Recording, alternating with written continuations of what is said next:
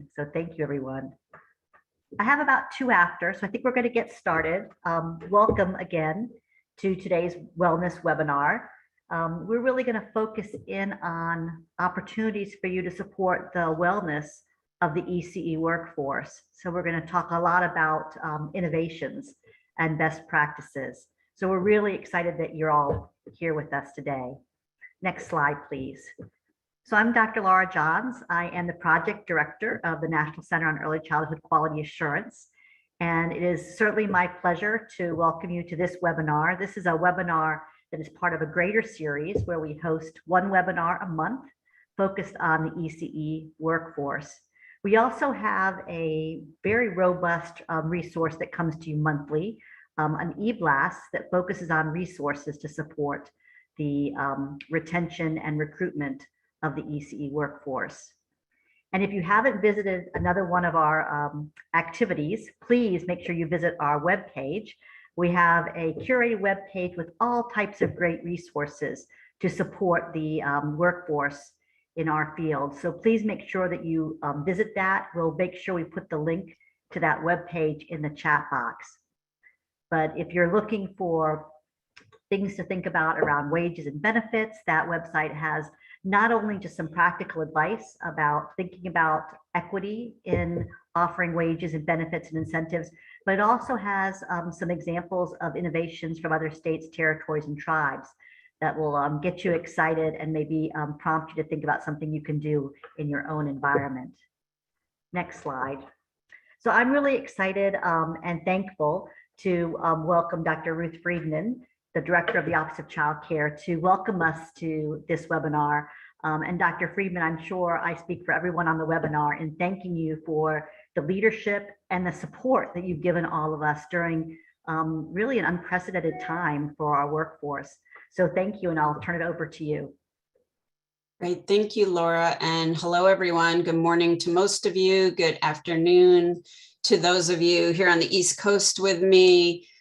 So great to see some familiar names in the chat, as well as folks calling in from all over the country. I think the numbers as they continue to climb show how important this issue is here today. And I'm really delighted to be with you talking about such an important issue. I'm going to talk just a little briefly to frame where we are with this issue, and then turn it over to all the experts to help support your work. So where are we? After 2 years, the early care and education workforce employment level is still at around 89% of the pre-pandemic 2019 level. This means that according to the Bureau of Labor Statistics, we're operating without 1 in 10 childcare workers, with only a workforce that is not large enough to meet the demands and the needs of families. Efforts to combat the initial impacts of the pandemic seem to have helped the industry recover.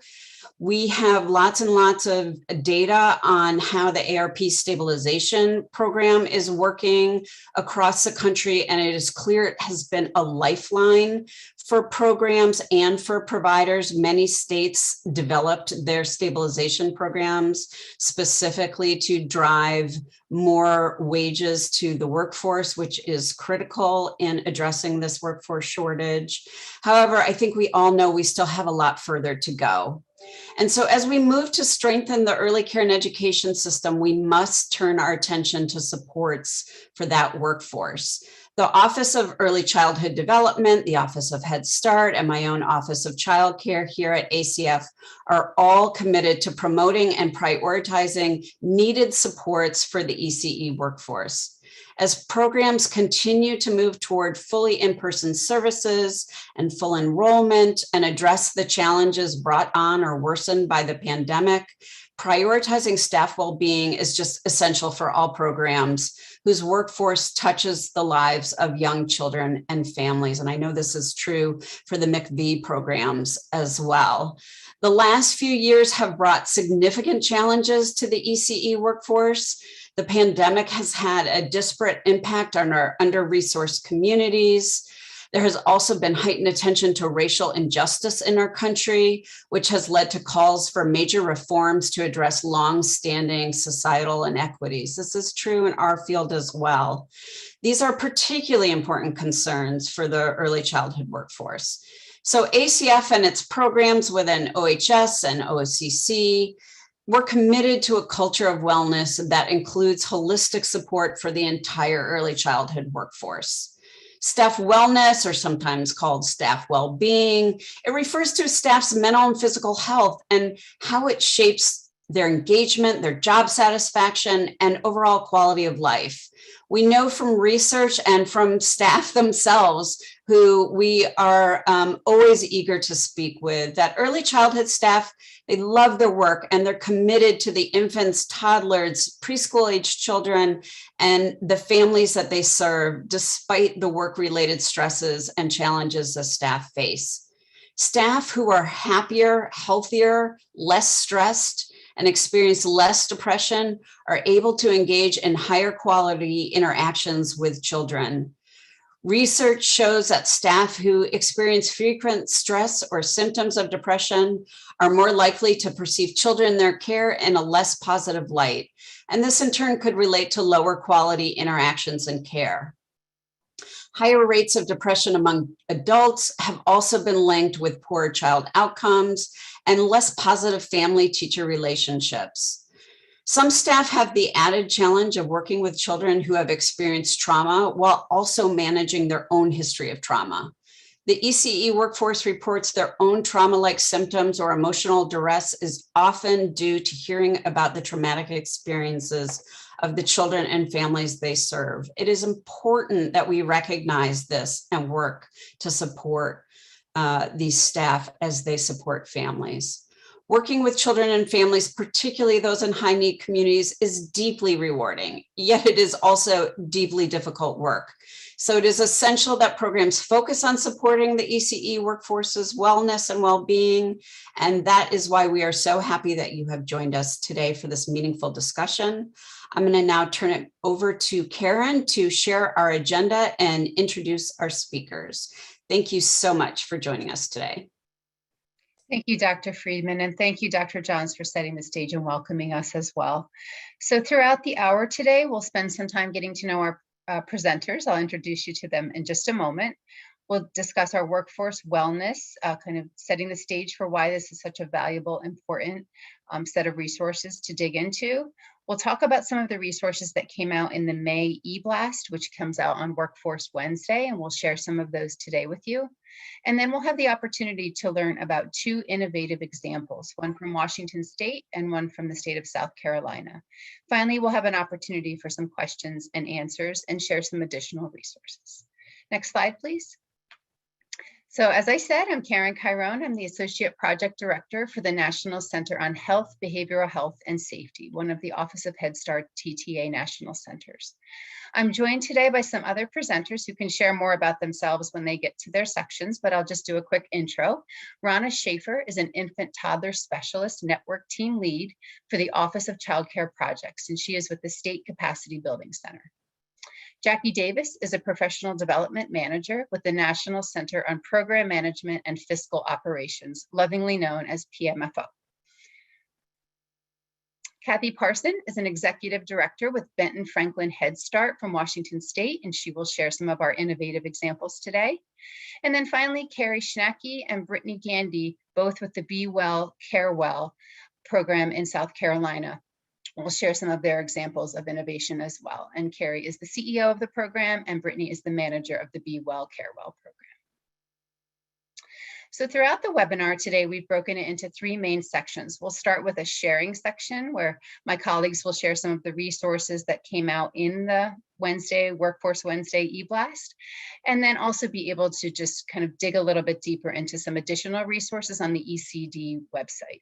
And I'll ask again throughout their sharing if we'll put that link in the chat for you over and over so that you can access all the additional resources. Next, we'll highlight some innovative practices, as I mentioned, around staff health and wellness, mental health and well-being, as well as occupational satisfaction and organizational wellness.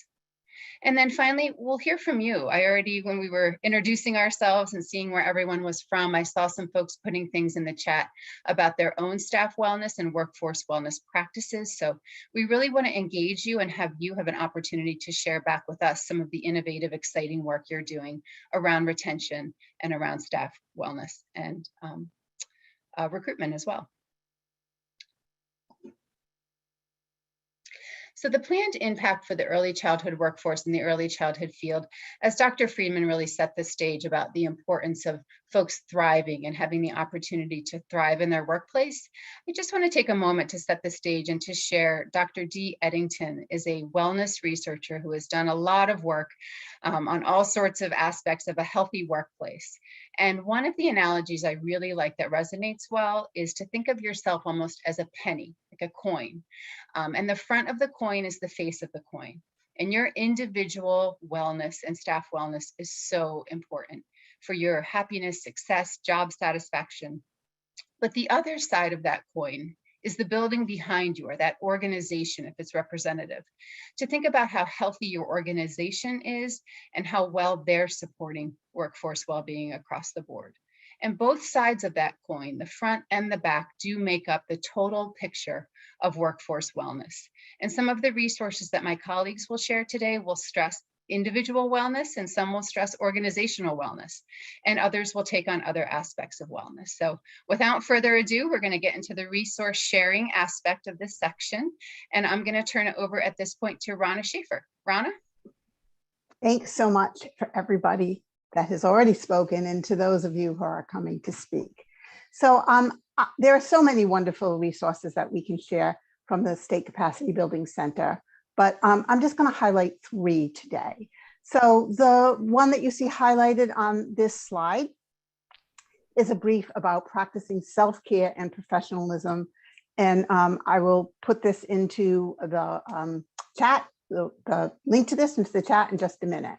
This is available on the Infant Toddler Resource Guide, which is a web page, and I will share that with you as well.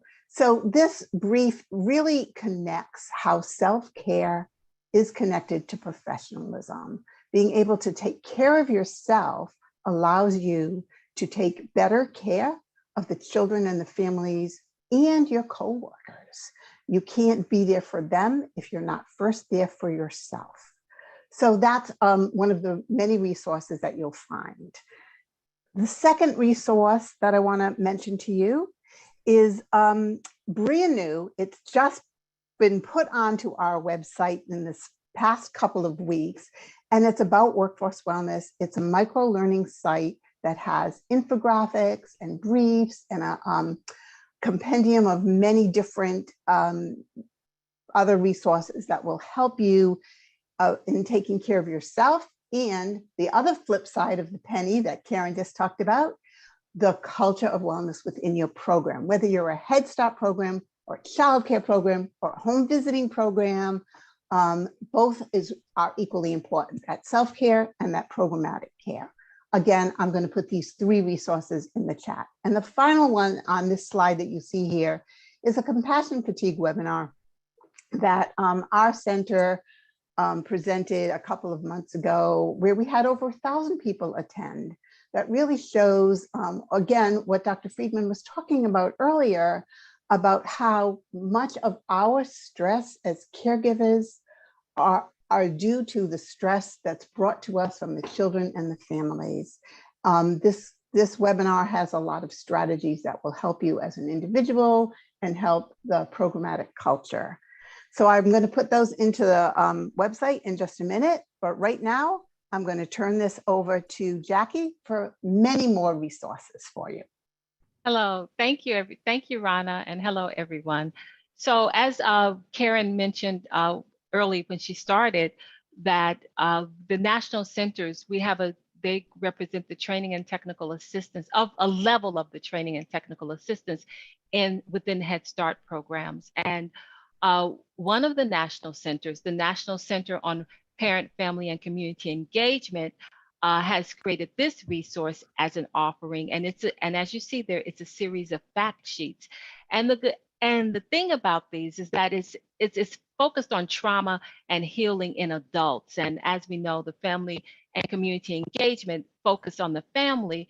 Well, they are adults as well. And so really paying attention to what's happening in terms of trauma and what that's looking like, and how do we move beyond that? How do we heal? So that is one of the resources. And these resources are a part of a webinar series that the National Centers within Head Start have collaborated to develop and create. Another one of the webinars, or the resources, is a webinar, and it was called The Organizational Culture, an Important Link to Staff Wellness. Now, this webinar is featuring two early childhood education directors from within Head Start, Corey Holcomb, who is from the Community Action Alger in Marquette, and Maria McNair, who is the Lutheran Services Director in Florida. And as you see, this is the National Center on Program Management and Fiscal Operations, and that is me. That is the National Center that I am a part of.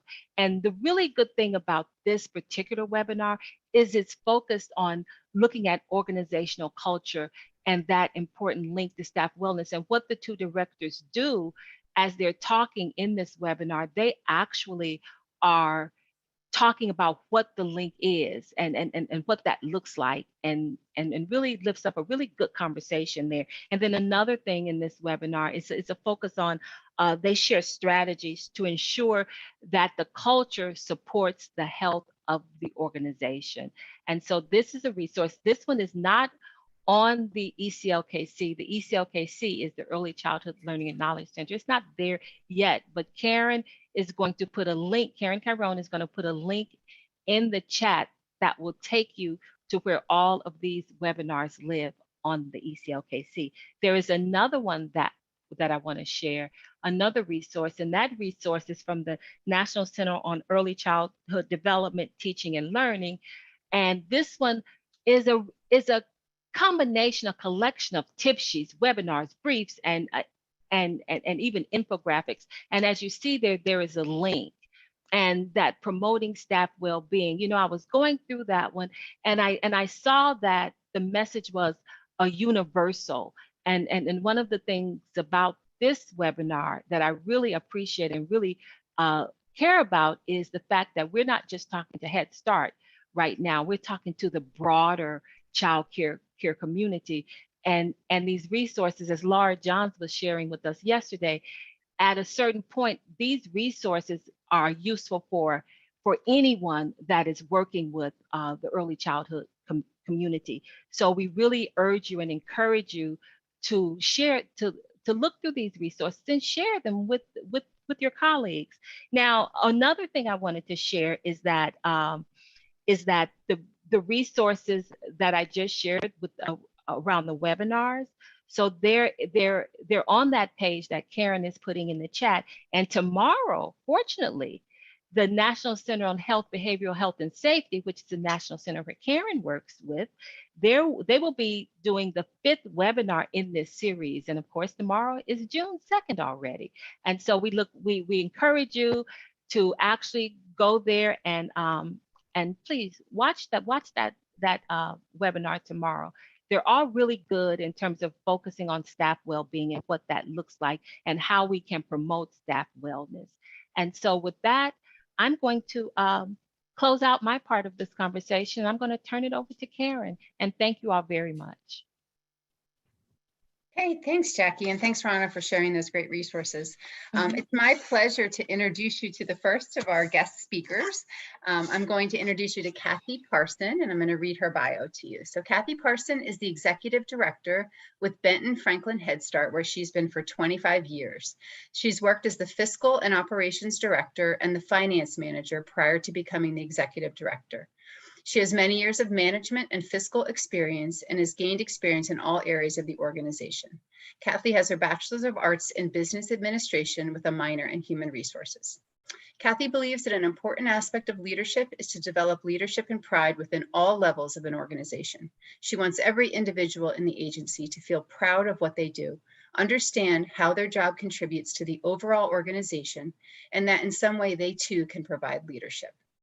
And then Kathy writes, when not working, she enjoys spending time with her husband and family, which I love seeing as part of people's bios. So we get a full picture of the well-rounded individual. So I'm going to turn it over to you, Kathy, and let you take it from here. Thank you, Karen. Hi, everyone. I'm really happy to be here today to share some of our program's wellness practices. You know, the first thing that we do as a benefit is we offer an EAP to all staff and employee assistance program, and this includes visits with a mental health counselor for staff and their families if needed. We have a wellness committee that meets every month. We also have wellness as a standing item on our weekly leadership meeting agendas. Our wellness committee is led by our special services coordinator and health and nutrition coordinator or their designee. We have representation from each site, and this includes staff from food service, maintenance, teaching staff, family service workers, and administrative positions. Staff serve a one-year term, and that follows a program year. The wellness committee members share the information from the meetings back at their sites. We have 9 sites, and then they also bring site concerns or ideas to the wellness committee monthly. Our wellness committee focuses on monthly activities, and some of the examples that we're doing this year, we've got a monthly action for happiness calendar that goes out to all staff. Every month it lists small reminders of quick and easy activities to promote gratitude, reflection, and gives ideas to show care to others. We also send out a monthly wellness newsletter, and that includes health and nutrition information primarily.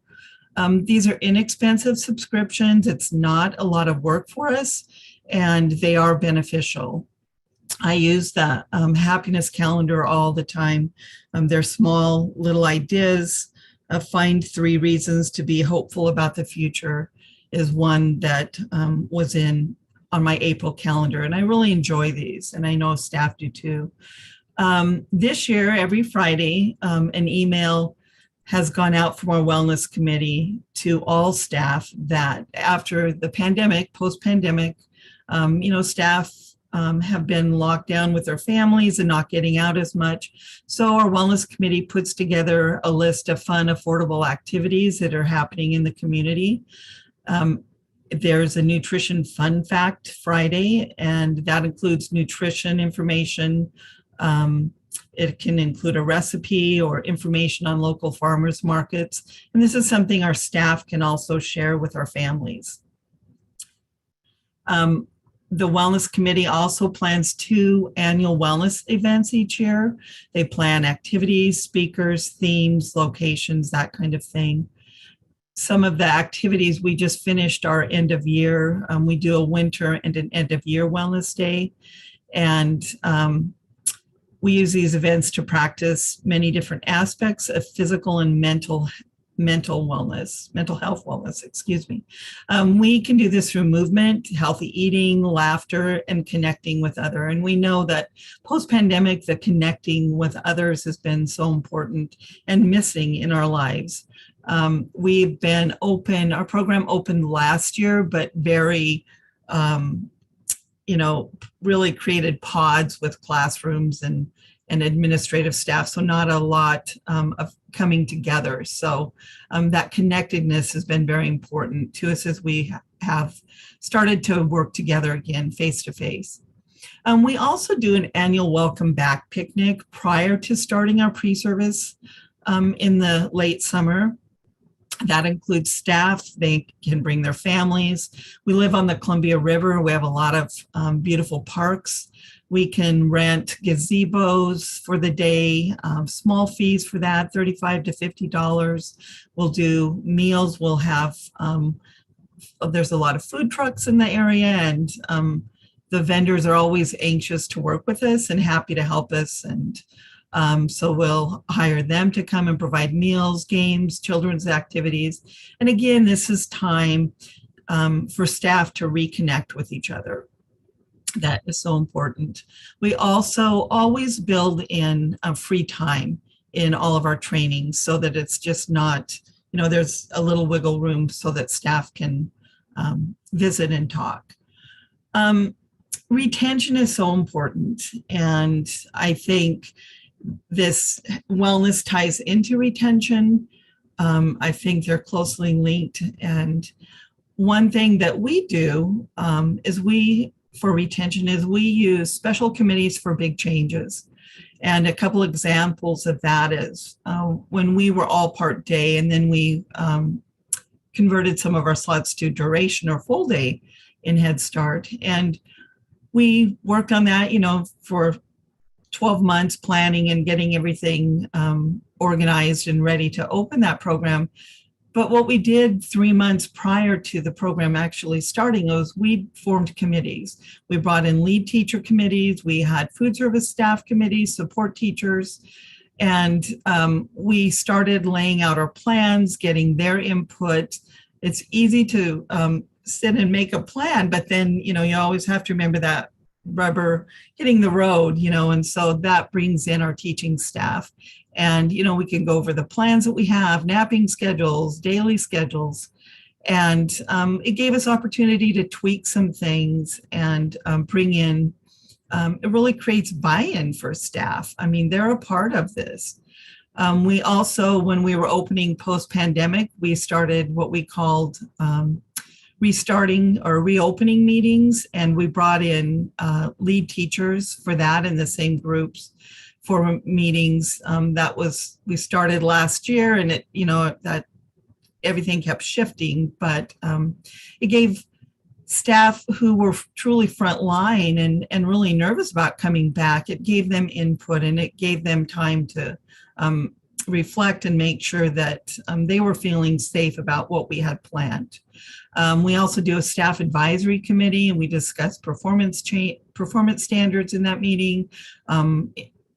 We discuss information memorandums, program information from the Office of Head Start, other changes. We look at our long-term goals and objectives monthly there, and upcoming parent meetings. And again, that builds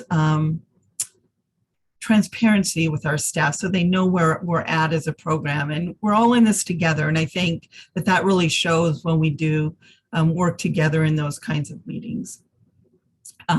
Every day, our site supervisors, they send out a morning welcome email to all their staff. I think they set them up sometimes the night before, but it goes over staffing availability, meetings for the day, upcoming events. But they always start those emails at the top with a positive message. They use a lot of memes, but inspirational messages, positive messages, sometimes jokes. And right now I'm seeing a lot of countdown to summer.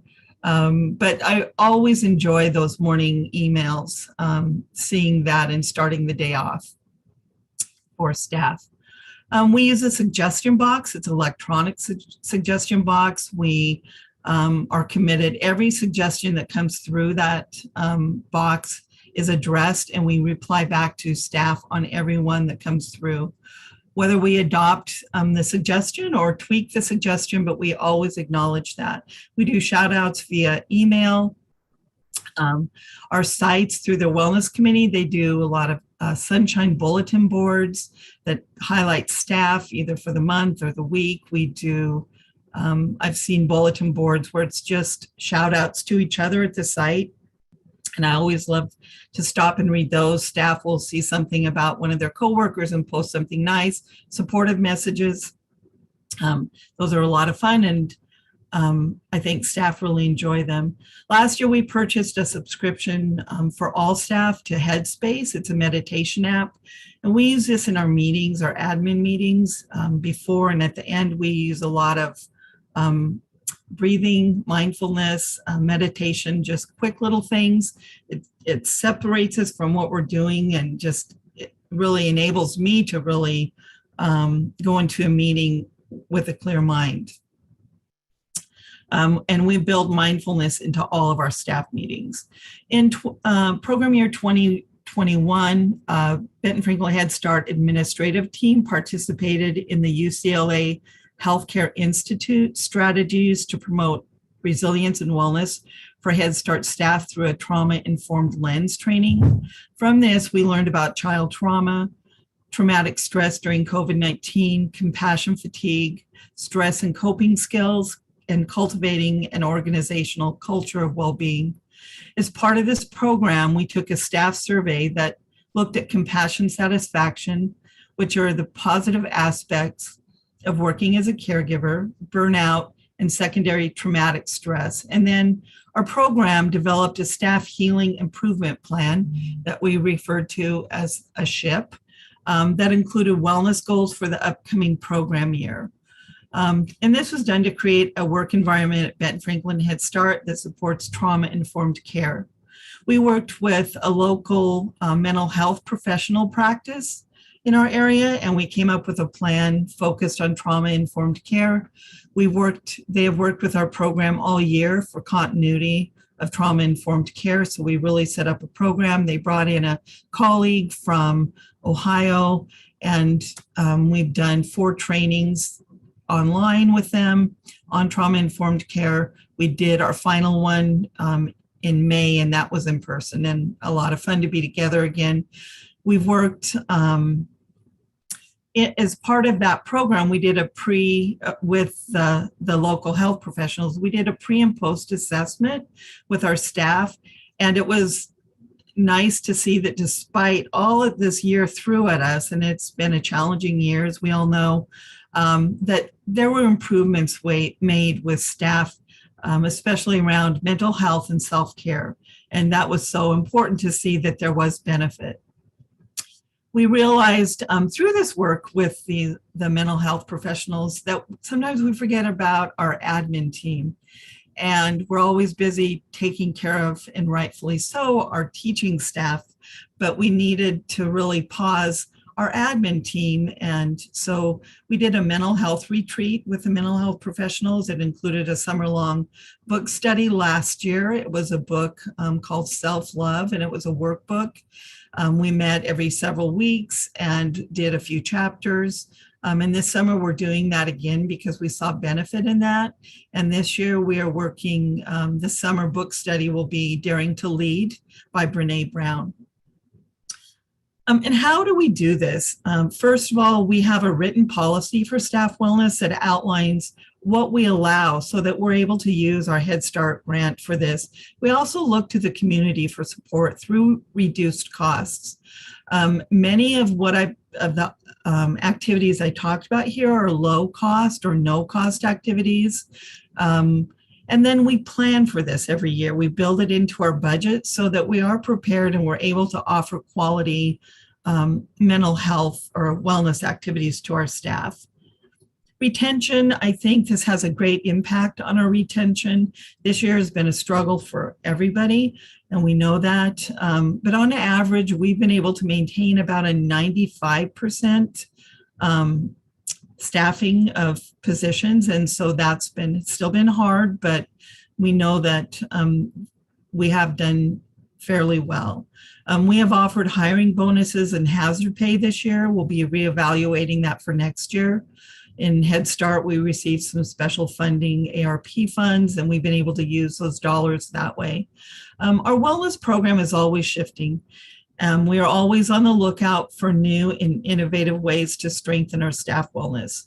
We have a framework for wellness, but we're always open to do things differently. We're adding additional activities or removing a practice that's just fallen flat. This year, we will add wellness satisfaction data to our data carousels that we do 3 times a year so that we can continue to do what is working best for our staff and evaluating what we're doing on an ongoing basis. And that's all I have for you at this time, but thank you so much. I love that you just said that's all I have for you, because people are blowing up the chat saying this is awesome. And also, I think it's really important, a couple folks have pointed out, this is recorded, this will be available. So folks who are trying to take notes very quickly on all of the good suggestions that Kathy has provided, and I'm sure that our next presenters will share, you'll be able to rewatch this recording and hit pause and write things down. So to really digest it at your own pace. But Kathy, you did have one or two questions I just wanted to shoot to you quickly before we turn to our next presenter. Folks were wondering about the electronic suggestion box, how that works. So it has, its own email address, and it goes to myself and my administrative assistant. We just black the name out of who it came from. And then we have a weekly grant planning meeting. We read the suggestion, we discuss it in our grant planning meeting and assess where we go from there. It's confidential, and staff know that. Okay, great. And then one more, and then there are some in the chat too, Kathy, if you want to go into the chat and sort of answer people individually. Okay, I'll do that. The other one that I'll do just for the good of the group, Nancy Johnson is asking, are the subscriptions for the monthly newsletters for the wellness info tips free? Is that something they can access, or is that something that's specific to your program? We pay for that. We use Action for Happiness is one of them. And another one that we use is Top Health.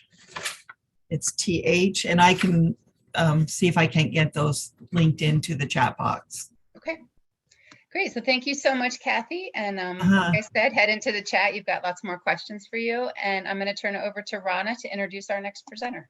Thank you. Wow. I don't know what more to say, but wow. Kathy, that was amazing. You are doing so many fabulous things to really share that culture of wellness and that individual staff wellness. I really applaud all of the thoughtfulness that goes into that. And speaking of thoughtfulness, and speaking of people who are doing amazing work, it is my extreme pleasure to introduce to you Kerry Schnacke and her colleague, Brittany Gandy. Kerry began the Be Well, Care Well program in South Carolina. I don't remember when, but I'm sure you'll tell us when, Kerry, how many years ago that was. And she has moved on from being the director of that program to being the CEO of the Infant Early Childhood Mental Health Association in South Carolina. And now Brittany has taken on the big job of being the manager of the Be Well, Care Well program in South Carolina. And without taking up any more time, because I know they both have so much to share with you, I'm going to turn it over to Kerry and Brittany to share all the amazing work you're doing there. Great, thank you. I'll just jump right in if you want to go to the next slide. And we've got a couple of slides here to kind of frame like the why behind that motivated the creation of this program. Although Dr. Freeman, you referenced quite a few of these statistics, and I suspect they're pretty well known by this group, but there's a number of studies done that really capture in those specific studies, the more wide ECE workforce. We know that there are high rates of obesity, high blood pressure, low levels of activity. Childcare providers report not getting enough sleep, and a large number report symptoms that would qualify them for a diagnosis of clinical depression. And then of course we know the social circumstances are not great. There's a lot of economic hardship, low social status, unsupportive and demanding work environments, again, clinical depression and chronic stressors. Now you can go to the next slide. And as Dr. Freeman also said, this is troubling for the early childhood professionals as human beings themselves. And then it has this rippling effect because of the really important role they're in taking care of children. So their well-being is impacting not just them, but the children in their care. And teachers who report elevated levels of job stress or more depressive symptoms, they are more likely to expel preschool children. And then of course we know that within preschool expulsion, there is a lot of disparities. Black boys suffer that much greater than others. Also, children cared for by more depressed teachers are more likely to exhibit behavior problems, and more depressed teachers perceive the children's behavior as more problematic, which I think probably makes sense to most of us. Teachers reporting more depressive symptoms, they also had lower quality ratings in their classroom. So in short, the why behind this, if you want to go to the next slide, is because we're all committed to taking care of children primarily, and that is a more holistic picture than just looking at the children. We have long talked about children and their families, although I think we've got a lot of work to do in thinking of families as part of the package too. And we have long neglected the relevance of teachers' well-being and taking care of them as part of taking care of children and having a healthy society, and it all ripples out. So we started Be Well, Care Well in South Carolina. At the time, I was the director of our state's infant toddler specialist network. I got a grant from the Kellogg Foundation to buy a little of my time so I could really put my head into developing a well-being program specifically for early care and education providers. I am not one to recreate wheels that have already been built, so I spent quite a bit of time just reaching out to colleagues across the country and national folks in national institutions and saying, do you know of a program? And I learned about some. Some had a very narrow focus on particular elements of well-being. Physical activity showed up a lot of those I found. There's many well-being initiatives focused on primarily the well-being of children, and then sometimes as a ripple effect to the teachers, but not primarily with the teachers. So I pulled together a team to advise the program development, included somebody from public health, a psychologist, a pediatrician, a couple of childcare provider directors, center directors, some early care and education TA staff, a health coach, and an evaluator.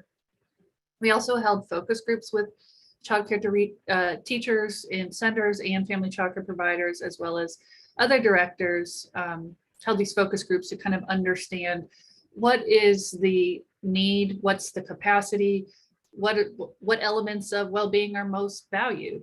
And we got these focus groups represented various kinds of childcare. So like I said, for family childcare, center-based, and then within center-based, we considered Head Start, private, faith-based.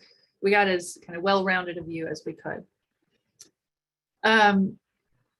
So with that, we created the model and launched a very small pilot with just one coach. We were able to grow the program with CCDF investment to 3 programs, and then PDG allowed us to add even 2 more coaches to our South Carolina team. And then about a year and a half ago, a group called Curricula Concepts out of Arkansas reached out and wanted to bring Be Well, Care Well to Arkansas. So they had some partnership with University of Arkansas and some CCDF funding to start it up there with originally just one coach. Now they have a couple of partnerships with Head Start grantees. Also preschool development grant allowed them to expand it even further. And I think this is really interesting and exciting, is one of the Head Start grantees not only operates the Head Start program, but also they're the transit authority. And they have asked to bring Be Well, Care Well to the transit workers. So, well-being is of course important to all of us in whatever our role. So I found that really, really interesting. In a snapshot, if you want to go to the next slide. Be Well, Care Well is really about recognizing that in the midst of caring for and nurturing and providing a stable environment for children, childcare professionals can really struggle to take care of their own needs. And the point of Be Well, Care Well is to promote and support the well-being of those providers so they're better equipped to handle the challenges of their daily work. And we did that with Be Well, Care Well, and if you want to go to the next slide, describe some of the core elements of our program. So first, the underpinning of Be Well, Care Well is the 8 dimensions of wellness that are pretty commonly recognized in public health. And we embed those, we keep those elements of well-being in mind in all of the work we do. And then we created these 3 kind of core elements. And before we get into that, I'll say we launch a program at a center or with a group of family childcare providers with an orientation. And in that orientation, we are expecting that all of the staff come. If it's a site that has, you know, a cook or a bus driver or custodian, we want everybody who's part of that childcare programs community to be there, because this is really about a culture shift that moves hopefully away from well-being kind of being like a special program to something that's more integrated in everyday operations and consideration and just a way of being. So once the orientation is together, there's a few things that happen. One of the core elements is that each program is asked to establish a well-being committee. We like that to consist of at least one decision maker, a director or owner, an administrator, and then a group of fellow teachers. If they can get a family member or two to get involved, that is icing on the cake. That's not always easy to make happen, but it's something we put out there as a goal.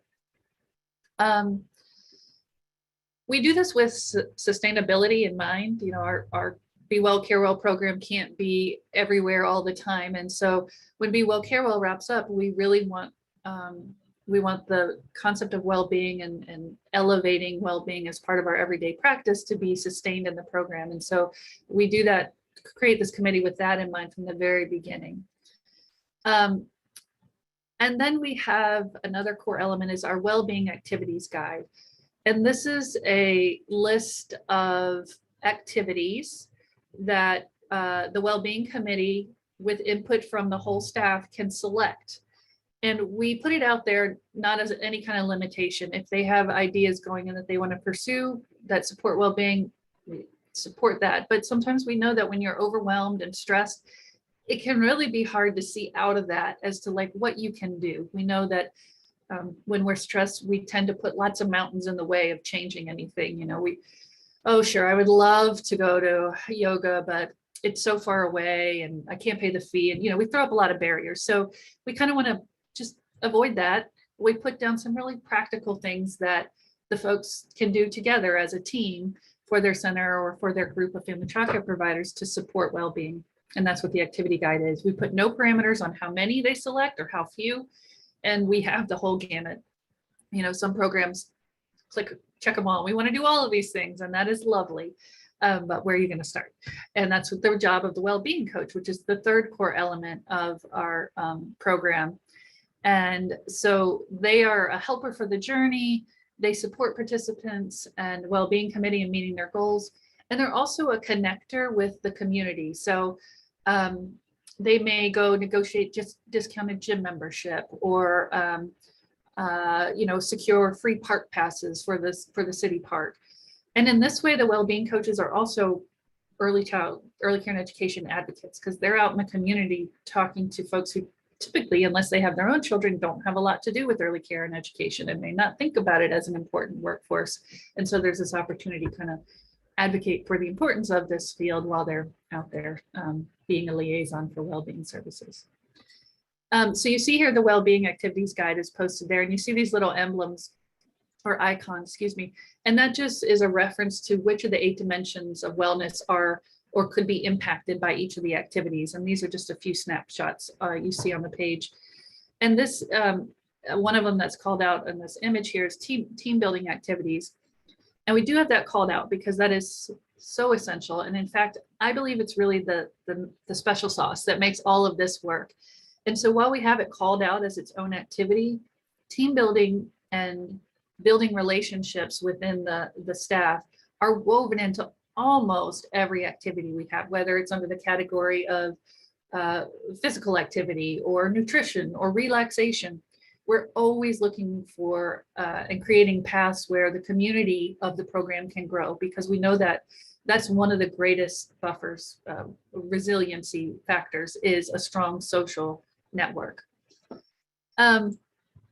So with that, I'm going to pause and turn it over to Brittany, who's going to talk about what implementation looks like in a practical level for some of these elements. You can go to the next slide. Yes, so an important aspect of the Be Well Care Well program is to develop partnerships and identify resources that will support the participating programs. So Be Well Care Well partners with the Devereaux Center for Resilient Children for training and a great workbook for our teachers called Building Your Bounce, which can help them explore their own resiliency when presented with stress throughout life. So our participants learn about this book during orientation, and we provide this book to them afterwards. And they use this book to have strategies to strengthen their 4 protective factors, which are relationship, internal beliefs, initiative, and self-control. The trainees are presented by Nefertiti Porter at the Devereaux Center for Resilient Children. And she often presents trainings based on topics of teacher stress and its effects, the importance of adults taking care of themselves, and socio-emotional health. In addition to the trainings that Nefertiti provides to us, our well-being coaches are also trained to facilitate Building Your Bounce trainings. Overall, we always receive good feedback from our teachers about how they enjoy what they learn from those trainings and also the topics that are presented. Go to the next slide.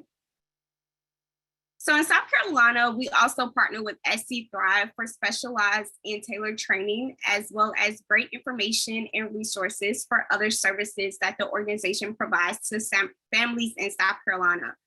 Through our partnership with SC Thrive, Be Well Care Well participants receive training related to mental health awareness, financial health, DISC, and self-care.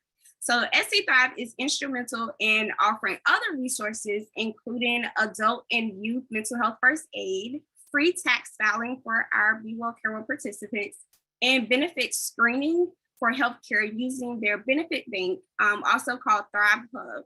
And the well-being coaches within Be Well Care Well are also trained to assist participants who are interested in learning about other benefits.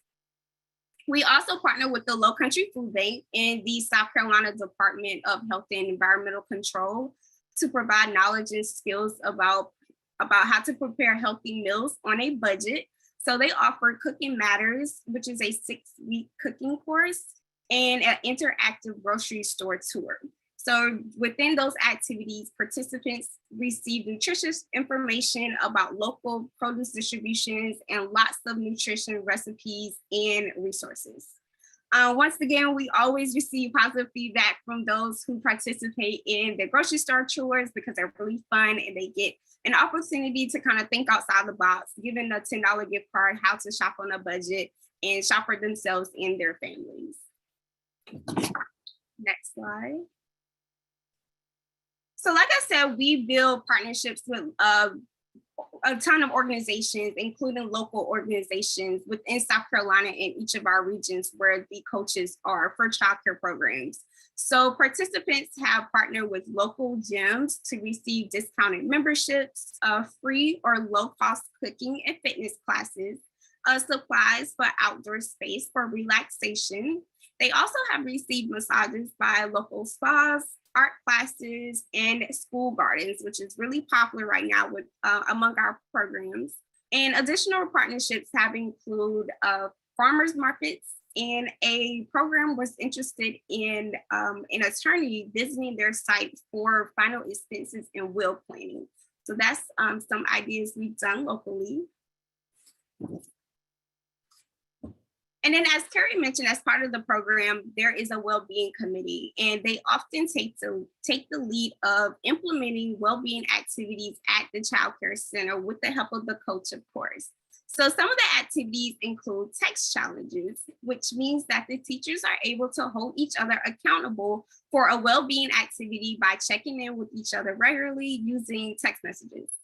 Teachers often do this with their team building exercises, such as team building activities such as exercise challenges and relaxation challenges.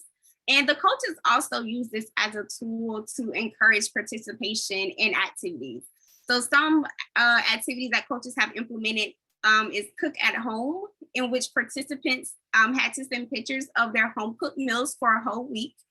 We've also had the Eat the Rainbow Challenge, in which participants had to send photos of their fruit and veggies that they ate for that day that correspond with the color of the day.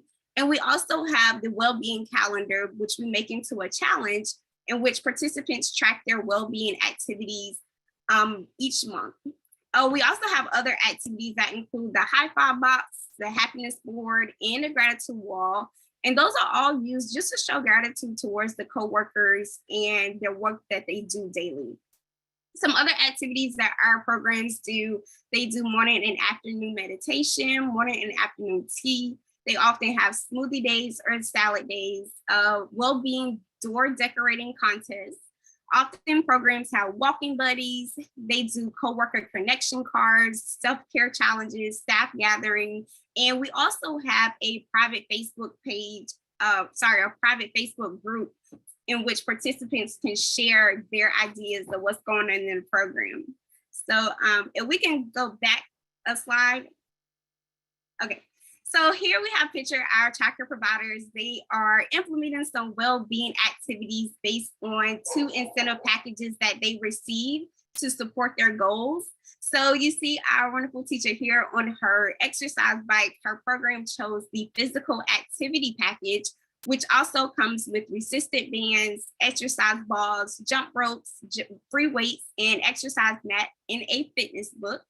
And down below, we see some healthy snacks, which means that they chose the nutrition package, which includes a blender, it includes a cookbook, meal preparation supplies, and just extra money to help go towards purchasing healthy snacks. We have 2 additional packages, including relaxation. That comes with a massage chair insert, a neck massager, diffusers, neck wrap, and we have our service package. We can go towards wellness workshops and experiences such as cooking classes, exercise classes, any activity that is well-being related. And we go to our next slide. So we know that within Be Well Care Well, our child care programs truly value their opportunity to participate in Be Well Care Well, just based on the pictures that we have here. And they also found very unique ways to take care of themselves throughout the day. So as you see here, a program set up their outdoor space where they can go and relax throughout the day or have lunch. At the bottom, we had a program that recently just participated in their Steps in Water Challenge. So those are the winners that are pictured with their water bottles. And we also have centers who just leave water out that's infused with lemon and lime that'll be accessible for the teachers throughout the day. So overall, within Be Well Care Well, our participants put a lot of time and effort in taking care of themselves, and the well-being coaches are always there to support. And I see we're at the end of our time, so we'll skip. We had just say that we have pretty robust evaluation data. If anybody is interested, I'm happy to share that another time. But the short of it is that this makes a big difference. It's statistically significant in job satisfaction, reduced stress. Even in the classroom, the experience is better for the children. We measured that too. So we knew that, right? Taking care of teachers means good things for kids. Carrie and Brittany, thank you so much. I wish we had another hour for you to share. And I think all of our participants also wish we had another hour to share all of this amazing information. And thank you again for sharing your contact information in the chat and on the slide. So if people want more information, you can always connect with Carrie in that way. And before we leave, I just want to pose this to everybody just to think about what you are doing and what you can do in your own life, and how can you foster a culture of wellness in the work you do, not just for yourself, but in the culture of all of your programs. And we want to all thank you so much for participating today. To all our presenters, you are amazing women that are doing amazing work. And I mean, not just the presenters who we see on camera and who have spoken today, but all of you that have participated in this presentation. And just don't forget that we have another fantastic e-blast and webinar coming up next month on compensation. So I know there was some chat about compensation, so make sure that you tune into all of that as well. And I think we have less than a minute left. So I want to thank everybody so much for everything. And so sorry we had to cut you off a little bit, Kerry and Brittany. Your information was amazing. Thank you, everybody. Have Thank a you, great rest everybody. Please make sure you visit the website, the ECD website, all this information, plus this amazing webinar. And we'll also put together some information from the chat and get that posted. Don't hesitate to reach out to any of us with questions. If you need to access technical assistance, you can access that through your state administrators, state, territory, or tribal administrators. And it is just our pleasure to support all of you and your amazing work. So thank you, and we'll see you the next Workforce Wednesday webinar. Thanks, everybody.